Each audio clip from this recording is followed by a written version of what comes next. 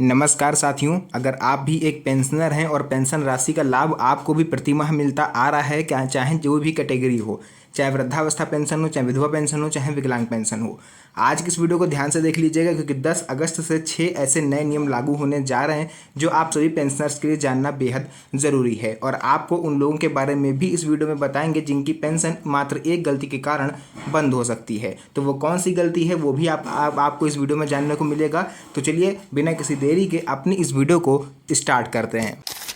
यहाँ पर आप लोग को लेकर के आ चुके हैं सीधे अपने मोबाइल फ़ोन की स्क्रीन पर। और पहला पॉइंट देखिए मेरा यही रहेगा कि सरकार की नई अपील, अपात्र लोग पेंशन छोड़ें। जी हाँ साथियों, सरकार, मैंने आपको पहले ही बताया था कि सरकार इस पर एक जो सर्वे है वो कर सकती है। तो उसी को लेकर के मैं आपको बता दूं कि सरकार ने सभी पेंशनर से अपील करी है कि जो भी पेंशन अपात्र हैं, यानी ऐसे पेंशन धारक जो अपात्र होकर भी पेंशन राशि का लाभ ले रहे हैं, वे लोग पेंशन छोड़ दें।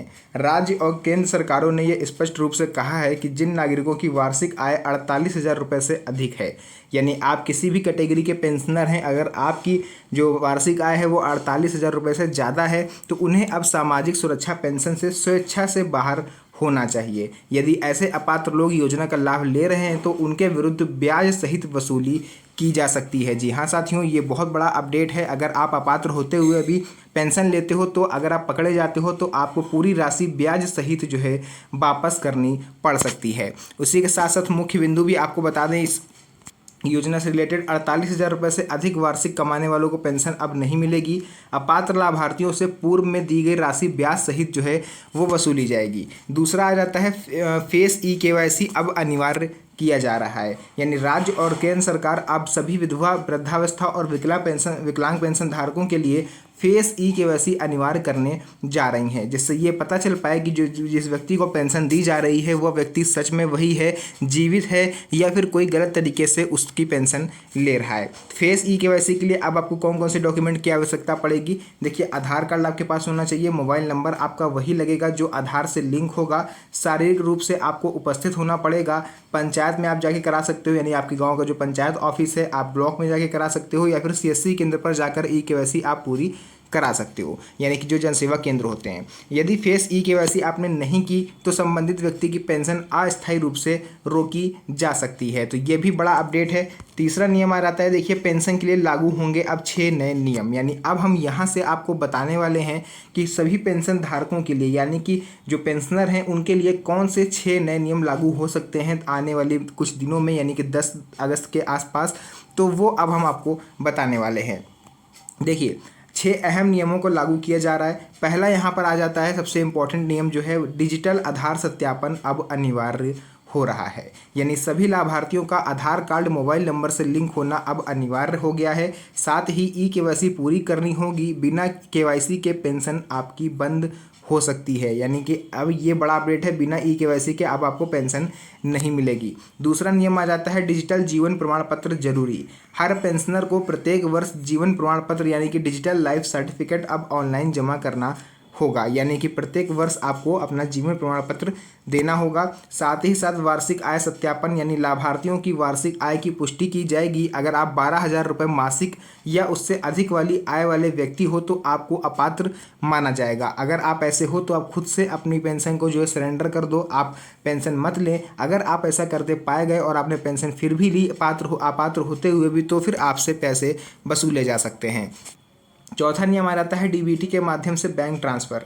आप पेंशन की राशि सीधे बैंक खाते में DBT के माध्यम से ट्रांसफ़र की जाएगी। बिचौलियों की भूमिका अब पूरी तरह से समाप्त हो चुकी है।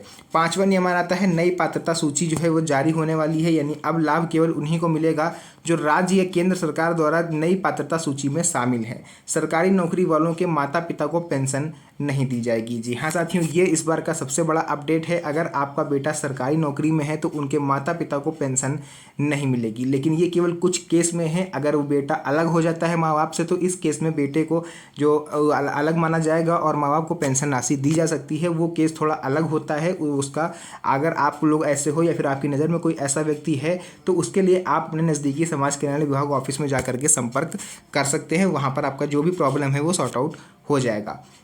राज्य सरकार 500 तक की अतिरिक्त पेंशन अब दे सकेगी। यानी अब राज्य सरकारें यदि चाहें तो 1500 के स्थान पर 2000 या 3500 रुपये तक पेंशन दे सकती हैं। कुछ राज्यों में ये बदलाव लागू भी हो चुका है। यानी केंद्र सरकार ने राज्य सरकारों को ये छूट दी है कि वे अगर चाहें तो अपने बजट में से 500 रुपये की अतिरिक्त पेंशन जो है वो पेंशनरों को दे सकती हैं। तो इससे अब आपकी जो राह है वो थोड़ी और आसान हो गई है पेंशन ज़्यादा मिलने की। यानी 1500 भी मिल सकती है, 2000 भी पेंशन मिल सकती है, 3500 रुपये के आसपास भी आपको पेंशन मिल सकती है।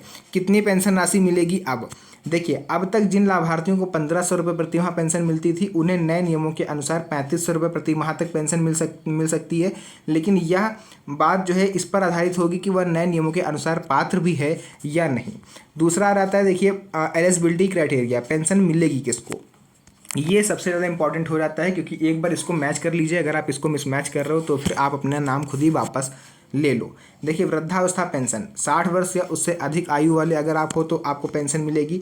उसके बाद बीपीएल सूची में अगर आपका नाम है तो भी आपको पेंशन मिलेगी। साथ ही साथ आपकी आय अगर 12,000 रुपये मासिक से कम है तो भी आपको पेंशन मिलेगी।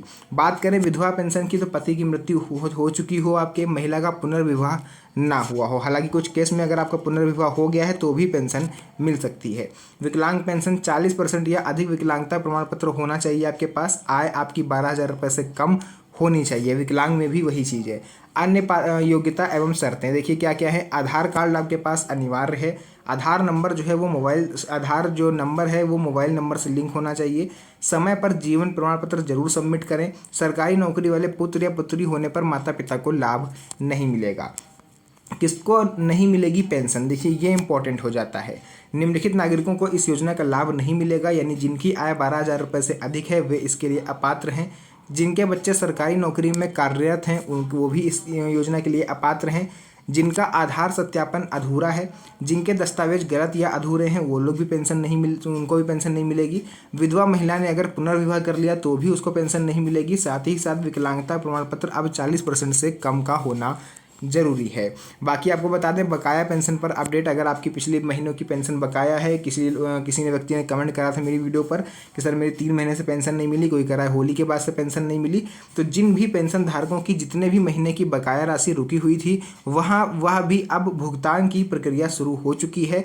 सरकार की ओर से स्पष्ट निर्देश आ चुके हैं कि बकाया राशियाँ कुछ राज्यों में डालनी शुरू भी कर दी गई हैं और समय पर पूरा आपका जो भी भुगतान है वो अब किया जाएगा। साथियों अगर वीडियो पसंद आई हो तो वीडियो को लाइक जरूर करिएगा। इसको अपने यार दोस्तों के साथ, अपने सगे संबंधियों के साथ भी शेयर करिएगा ताकि उन्हें भी इस चीज़ के बारे में पता चल पाए। तो जो भी चीज़ें थी मैंने पूरा क्लियर बता दिया है। वीडियो पसंद आई हो तो वीडियो को लाइक करके चैनल को सब्सक्राइब जरूर कर लीजिएगा क्योंकि इस तरह की वीडियोज़ अब आपको यहाँ पर मिलने वाली हैं। तो चलिए वीडियो को आज की करते हैं यहीं पर एंड। मिलेंगे आप सभी से नेक्स्ट वीडियो में एक और अच्छी इंटरेस्टिंग मज़ेदार वीडियो के साथ। तब तक के लिए धन्यवाद। जय हिंद।